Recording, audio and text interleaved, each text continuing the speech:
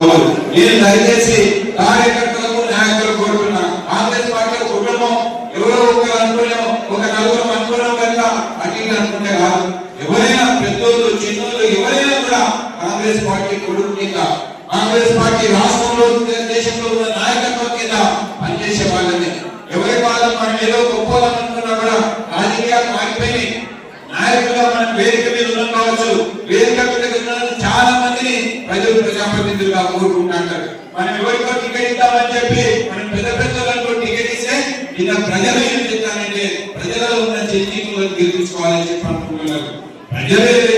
ప్రజల కోరిక మేరకు ఎవరికైతే ప్రజలు కోరుకుంటారో మనం పెద్ద నాయకులుగా వాళ్ళని ముందు పెట్టి వాళ్ళని గెలిపించుకొని మనం వాళ్ళని ఆదర్శంగా నడిపించే విధంగా మన నాయకత్వం పనిచేయాలి.